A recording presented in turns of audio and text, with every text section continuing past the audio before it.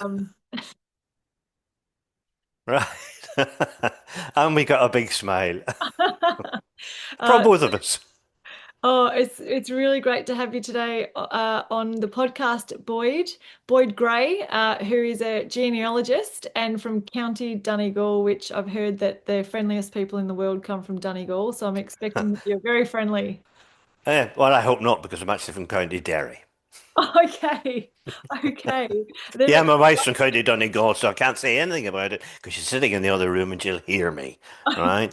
So we just agree, Donegal. Okay, awesome. So thank you so much for your time. And just maybe to begin with, what would drive someone like yourself to become a genealogist, which for me is a very detailed job, which requires a lot of patience and a lot of attention to detail. How did you get involved in that sort of vocation? Right, well, you're asking exactly the right person that question because I got involved in it for a very specific reason. Uh, uh, this is something I usually mention at the beginning of all of the lessons where now I teach a series of lessons on how to research family history, or when I'm giving talks to family history societies or whatever about researching your family history. I nearly always start with this, which is, what's my name, right? My name is Boyd Gray. Now, you will even way out there in Australia, you will realize that's a very unusual name. And it's a name that has caused me nothing but bother all my life because, when you answer the phone, people always refer to, hello, Mr. Boyd. No, it's not Mr. Boyd, it's Mr. Gray. Oh, Mr. Boyd Gray. No, no, it's not. It's not double barreled either. So this goes on forever. And about the year 2000, I decided that I wanted to find out where on earth does this stupid name come from. And I already knew. I'm gabbling at great speed, by the way, because I have so much that I can say to you. I Go. want to get it in. Um, at about the year 2000, I decided I want to find out where it came from. My mother had passed away by that stage, so I couldn't really ask her, but I know she told me that whenever I was born in the Root Hospital in Ballymoney, which is in County Antrim, there's another county for you, um, back in 1971, 61, whatever, that she said that when I was born, an aunt of my father's would come into the hospital and said, will you put Boyd into the name as well? She didn't really know why. Mm. Whether she asked or not, I don't know, but she didn't really know why, so she was never able to tell me why. And then, as well as that, not only did they put Boyd in my name, because really my name and my birth certificate is William John Boyd Gray, they actually started calling me Boyd instead of William or Liam or Billy or whatever. So in 2000, I decided to try and find out where it came from. Uh, by that stage, everything was just beginning to go on the internet genealogy wise. So when I started to research it and look it up, I didn't have to go to the dusty archive. Well, I did for a couple of years, but very quickly I didn't have to go to dusty archives or museums or anywhere else. It's all online. It's all on the internet. It was all going on the internet. Partially, let's give credit where credit's due here, partially due to the Republic of Ireland's Prime Minister at that time, Enda Kenny was his name, the Taoiseach, because he wanted to attract visitors. So he was putting all of this stuff online and saying to people in America and Australia, come over here, we can research your family history and you can visit where your ancestors came from. And it worked. So it all went online, and I was able to research it online, gradually acquiring expertise in researching family history. But online, my expertise was mainly online. And then to finish the story, we came to about 204 or 2004, 2005. And instead of people helping me and me getting it online, I was helping other people. And then one man from New Zealand, Paul Murphy, said to me, I have a big firm of lawyers. I don't have much time, but I have plenty of money. Would you actually do it for me? Would you do the research for me? And I'll pay you. Shh, don't tell the tax man. All right. So I did. That's why I started researching family history for people online. And I have to say, I retired from teaching in order to do this. And it has, for the last 20 years, it has just filled my life. My wife has to drag me off the computer at about 2 o'clock in the morning. So, does that answer your question? Unreal, unreal. And what personally do you like the most about it? What gives you the biggest kick out of helping people? Another excellent question because it's a combination of things. I personally love fiddling on the computer. I'm no great technical wizard, as you might have seen from the beginning here, but I do love fiddling at it.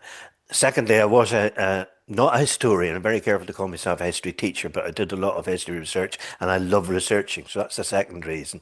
The third reason is that you can see the photographs behind me here. Those ones actually are photographs of my wife's family and my own are in a different wall here beside me. And when I looked at my grandmother, in an old photograph taken when she was about 22, 23, I thought to myself, who's this beautiful looking woman? This can't be my grandmother. She's an old woman stooped over with a little bun on the back of her head and grey hair and glasses.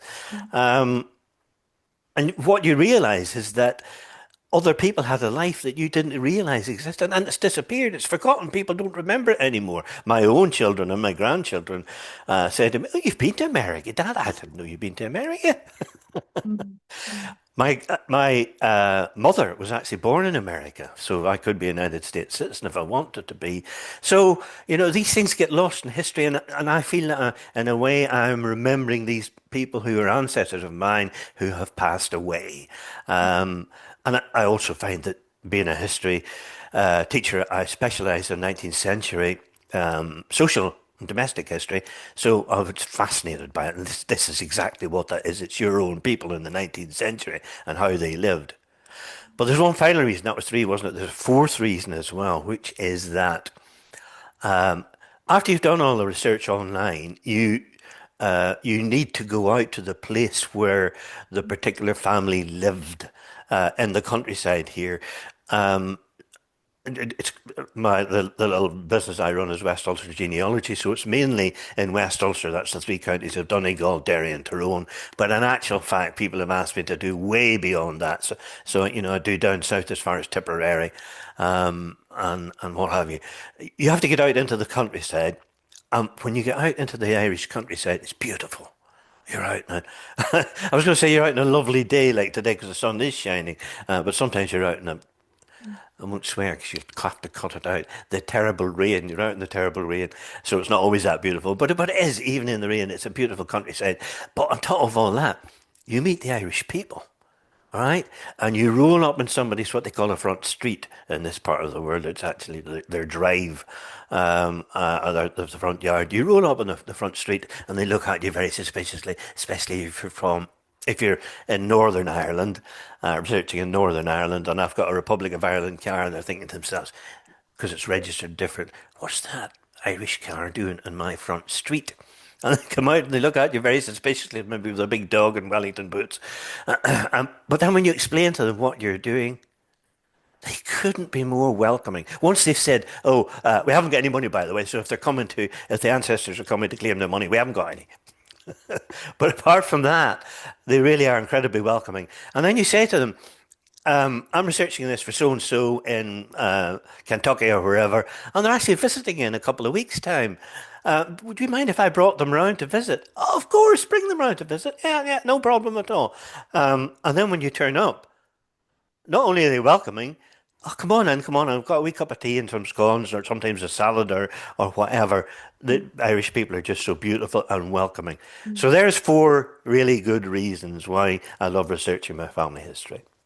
Unreal. And just to sort of share, I forgot to do it at the beginning, but the Celtic Way tours, which are the tours that we do, that are the 15-day sort of all of Ireland, all county tours, are for people to get a feel of the place they were from, and we've got local guides that can share specifically to that place. But if people want to do more of a deep dive into what you're sharing more about, trace their family history and have a genealogist to help them do that, and then take them on a specific tour to the graveyard or to the old house, or Ireland is such an incredible place to be able to do that, and it's not as hard sometimes as people might think to do a bit of research and then Yeah. get that way. So that's my passion as well, because I've been very fortunate to have a relative do our family history, and I absolutely love going back to my granny's house every time I go back to Ireland, and that was only made possible because someone in our family had a passion for it and knew where to look and find the records, and so it's just a very priceless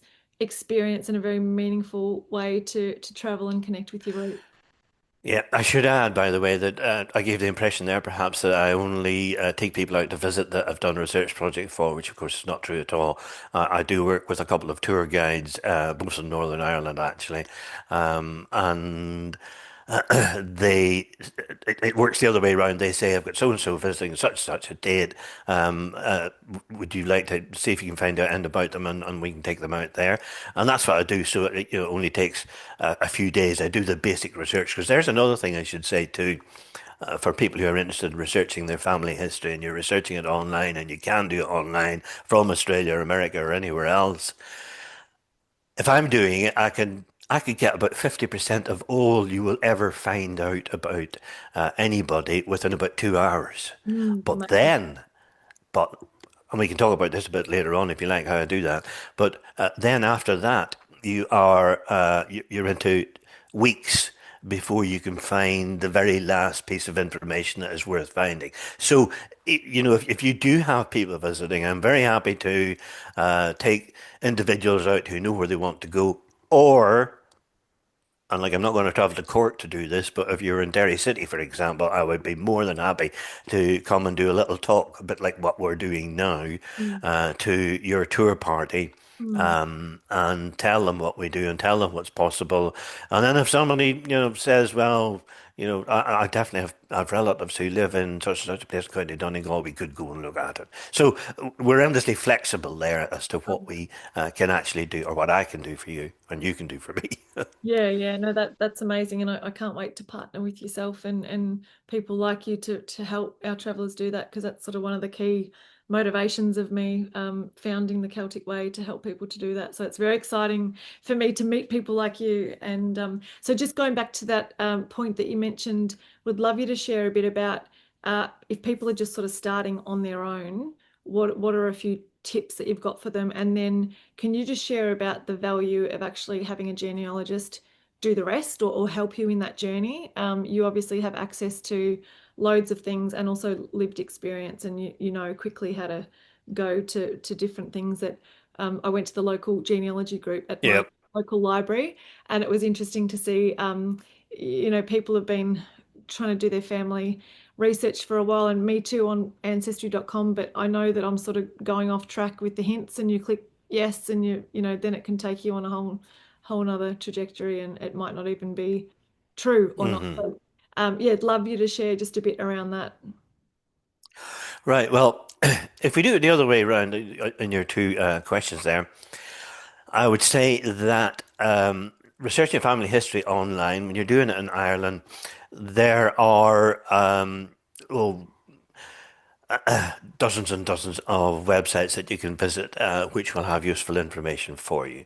In order to help people, I used to have a website, but especially if you're not technical, it's too difficult to keep a website up. So I've got a Facebook page, and it's called West Ulster Genealogy. So if you Google that Facebook page, at the very top of the page, pinned to the top, so that's always there, is myself sitting at a microfilm reader, because I did visit Dusty Archives at one time. And below that is a list of about 80, 84, 85 possible websites that you could use in order to research your family history. And they are live links, the little blue writing. So if you click on it, it takes you, boom, you're straight into the censuses. So that's the first thing I would like to say, is that there are a lot of websites. But the second thing to say is that although there are an awful lot of websites, now let me see if I can get this to work. Although there are an awful lot of websites, that's that one that I want there. Let's see if I can get it to share. That's it there. So is that sharing now? About to, yep, got it. Yep. Although there are dozens and dozens of websites, in actual fact, you are only using about three or four for the majority of your research. For 70 or 80% of what you'll be researching is in three or four websites, and they are these ones here in the screen now. The top, well, it's top left as I look at it anyway, are the two censuses that we have because we lost all the 19th century censuses, the 1901 and 1911 census. And I should say that for people in Ireland especially, the 1911 census is always the starting point. You say to somebody, um, who was your grandparents if they're my generation? Or if they are younger than me, you say, ask your parents who your grandparents were, because we need to find them the 1911 census to know their names, roughly their ages, and where they were from, where they were living, and then you go from there. And that's free. Mm. Those are free. I'm going to tell you a horror story now about Australia, right? Um, I went to uh, research my nephew's wife's ancestry. He is an emigre to Australia, been there about 15, 20 years now, married there to an Australian girl, and Patrick was his name, and he said he would like a family tree that he put in the wall like the ones I have above me here now for my own family tree and that my children have. And I said, fine, no, Patrick, no problem. I can do that for you. I've already done yours, obviously, because you know, you're my wife's brother's son. So I did my wife's ages ago, but I can do Courtney's tree. No problem. So I went to do Courtney's tree using Australia because she's one of those, I've forgotten what they're called, the original convicts who went out there in the late 18th century. Her family goes back that far. So I said, yeah, I started to research it. And horror of horrors, Stephanie, it costs a fortune to pay for anything when you're researching in Australia. It really does. Birth certificates, you're paying 30 or $40. Do you know how much a birth certificate costs here? How much? Nothing. Absolutely nothing. Wow. And that's the next one over. You see Roots Ireland there. All right? That's where you find your births, marriages, and deaths. That one actually does cost, but it's so good it's worth having. But the one down below called Irish Genealogy, totally free. Mm. You can get it free. And the censuses, they're free. Nearly everything is free, thanks to Enda Kenny, the Taoiseach, in about 2007, 2007. He was putting it all online for free, and it's still there for free. So these are your starting point. 1901, 1911 census, births, marriages and deaths at Roots Ireland and Irish Genealogy, and then the star of the show. Because a lot of people say, oh, researching your family history in Ireland is very, very hard because you don't have any censuses in the 19th century, which is true. That does make it a little bit more difficult. But we do have a land survey that was conducted in the it was produced in the middle of the 19th century, about 1858, called the Griffiths Valuation. Mhm. And it has the head of every household in Ireland in it. So you can find if you use the censuses, births, marriages and deaths, you can go back to you find your ancestor in the 1858 Griffiths Valuation, and guess what? Not only has it got the amount of land that he held, and it is usually a he back then, not the amount of land that he held and the number of buildings that are on it and how much they were worth, and incidentally, because this is why it was done, how much tax he was going to have to pay. That's why this survey was done. It was actually a tax survey. But it comes with maps, online maps. So you can see the exact spot where your great grandfather was born on a map. And superimposed on top, that's a Griffiths valuation map I'm talking about from 18, well, it's actually from the 1870s.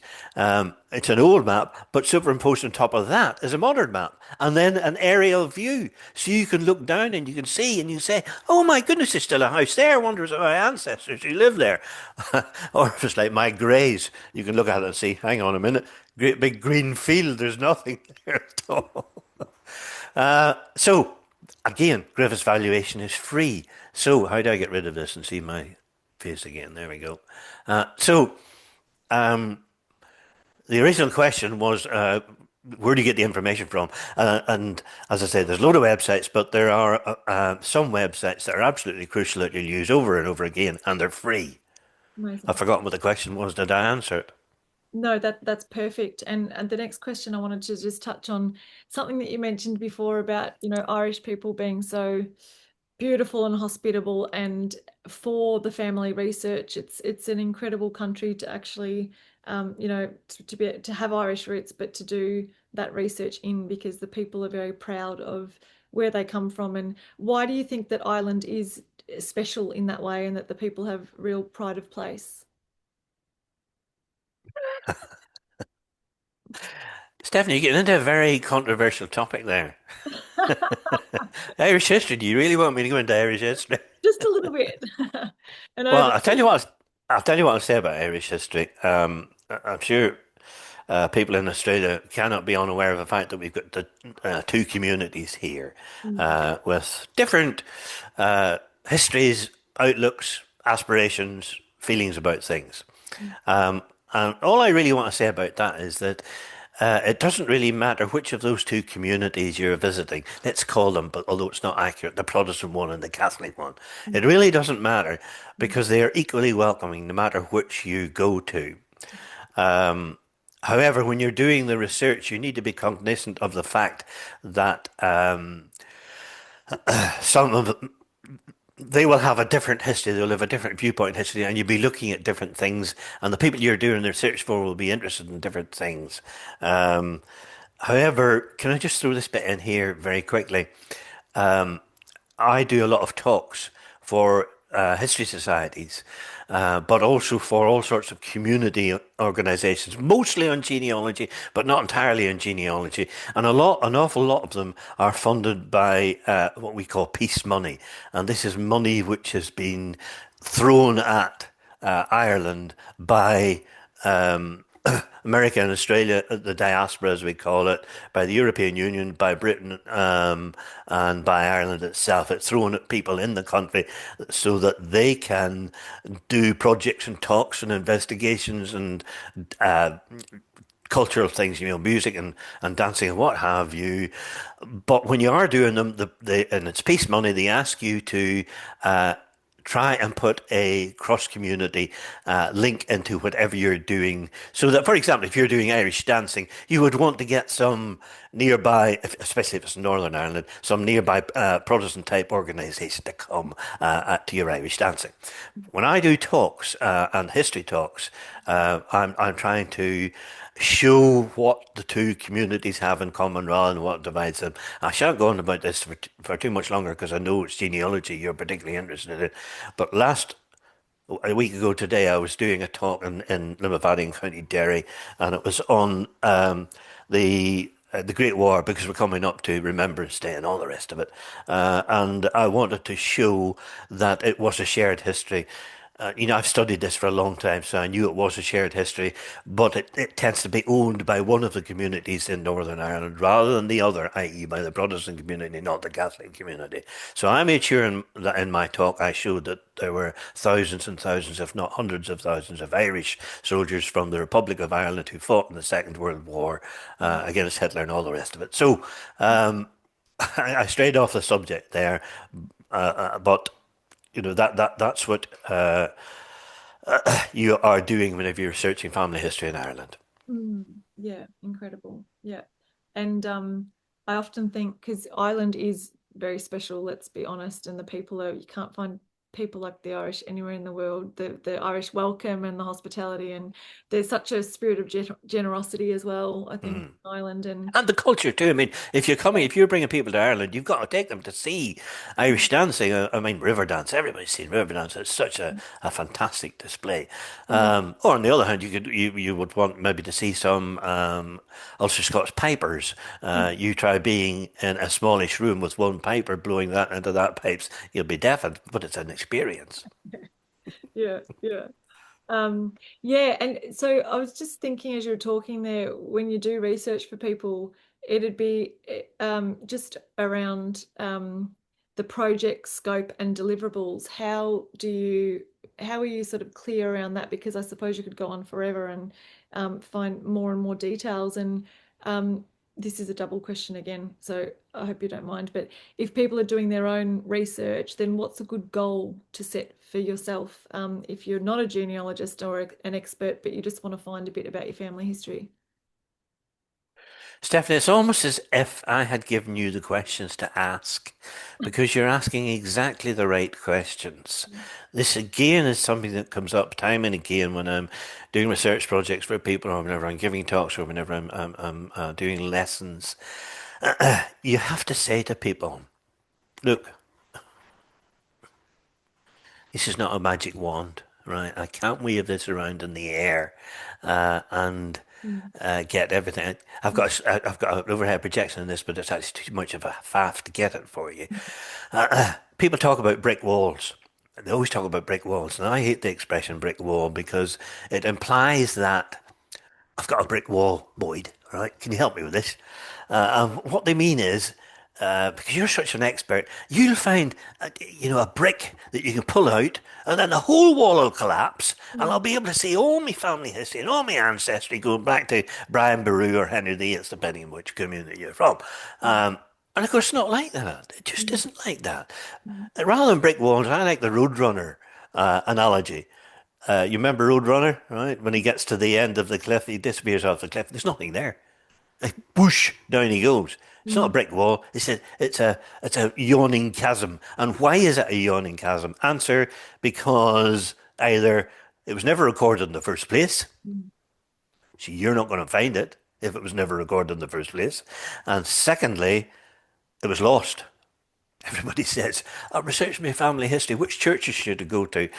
My answer would be, well, don't bother yourself going to any churches because that's not where you find the information. mm, They've lost most of their registers. And anyway, they never recorded deaths, Catholic or Presbyterian. So the general point is that if you're researching family history, don't get don't don't get obsessed with something that you're never going to find because it's not there. I must tell this story. I was teaching in not too far away from here in Sion Mills in County Tyrone. And there was one lovely man who's become a good friend of mine ever since then, Trevor. And Trevor said, Boyd, I really, really need to find the birth of my great grandmother in, I think it was 1858. And I said, right, okay. This was after we'd done a couple of lessons. I said, Trevor, do you remember what date I told you civil births began? And no, what was it? 1864, right? So you're not going to find a civil birth certificate for your grandmother. And we've already looked in the churches where she lived, and there's no registers there, so you're not going to find it, mm. right? So next week, come back, the next lesson. Boyd, you know that grandmother of mine? I would really love to find her. Trevor, you're not going to find she's not there. So don't waste your time looking for things that aren't there. But Mm, this takes me on to the other thing as well, because you asked earlier too. The problem is mm, that you don't know whether it's not there or not because you're not an expert like I am. mm, I will know within a few minutes whether you're going to be able to find somebody in the census or whether you're going to find their birth, marriage, or death. And that's where I can help, really. And that's where the lessons are important. That's why I don't just do talks like this on Zoom or to real people sitting in front of me. That's why the lessons are important because you need to teach people. Let's see if I can find this. It's worth putting this one up. Yeah, let's see if I can get that one. Share. I can put it in the background, can't I, as well? Um, Background. There we are as background, and that's the one we want there. Share. How's that working? Can you see it? it's about to, Yep. yep, there we go. Yep. Mhm. I don't know if you read it. It was big enough for you to read, but um, I've forgotten what I was saying. Um, uh, Just, I think you were just talking about the resources that people can look at yeah, really for their, that's it. This is the wrong one. Wrong one. Stop share. Right, you can edit this bit out. It's the wrong one. It is. It is. It is. Which one? Not that one. There's that one there. That one. Okay. Double click. Then back to here. Share. Share that way and share that. Share now. Okay. How's that? That any better? Here it comes. Here it comes. There it is. Yep. That's the same one. It's the same one. You definitely want to go. That's not the one I'm trying to show. That's the one I want to show there. Can you see that now? It's looking like the same one. Okay, we'll forget that. What I was going to show you to illustrate it was that in the 1911 census, there are boxes that you fill in with the name, Christian name, surname, and the place where the people lived. Those boxes are incredibly spelling sensitive, right? You get one letter wrong, and then press search, and it'll go, bing, never heard of that person, sorry, doesn't exist. And you have to teach people how to use something as basic as the 1911 census, how to search it. So, I don't want to teach the entire thing here now, but start off with either the surname, if it's easy to spell, or the townland where they live. Are people in Australia aware of the fact that we're incredibly lucky in Ireland because every square foot in Ireland comes under a townland? Mm. Whereas in England, they don't have townlands. You either live very near one town or another town, and it could be 6 or 7 miles away. But in Ireland, it's a townland of about one less than half a square mile, so you can identify exactly where somebody lives. If you know the name of that townland and it's easy to spell, like Dromore, there's only one way to spell Dromore, you put Dromore in, and then start narrowing it down, and I can teach you how to narrow it down until you find the exact family that you're looking for in the exact townland that you're looking for and find your person in that census. And it's the same with the births, marriages, and deaths, especially in Irish genealogy. You have to have the spelling more or less correct. Irish genealogy is a bit more generous, but Roots Ireland is incredibly generous, too generous. It will actually give you Callahan for Gallagher. If you stick in Gallagher, it'll give you Callahan as well. So those are the things that you need to teach people that people need to know that take time to do. Yeah, amazing. Wow.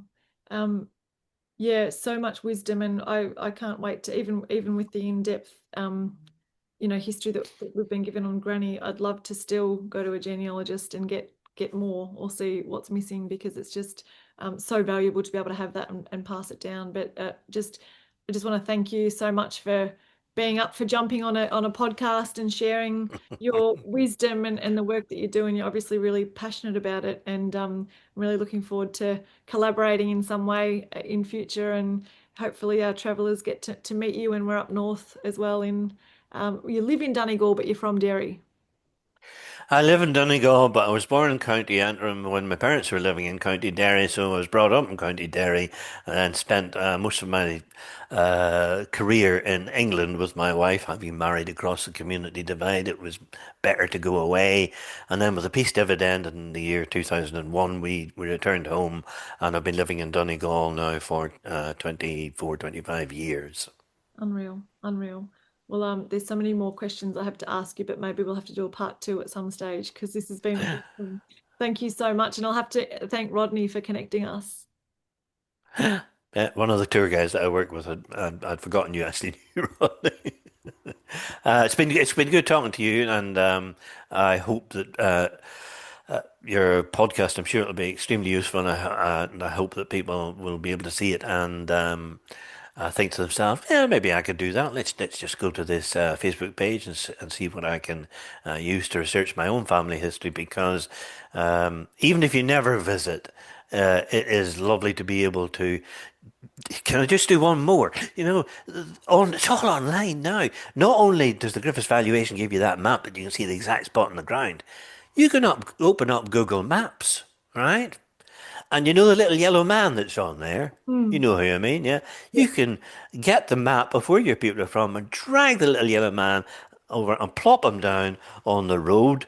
I can see a picture. Whenever you bring visitors, especially Americans, when you bring visitors to stand at old ruined wallsteads where their great great grandfather was born or something, I always lay it on thick and I say, shh. Listen quietly. If you listen very, very quietly, you can probably hear the children playing around the farmhouse. Oh, start to cry. That's another lovely thing about researching family history. I'm bringing people back. I'm giving people their roots back again. I'm a musician with that magic wand. I can actually do that. I love it. I love it. But yeah, it must be such a rewarding It is. profession to be in, and one that is connecting with great people and yeah, bringing great meaning to people's lives. So it's incredible. Yeah. It's been fun, actually. This has been fun.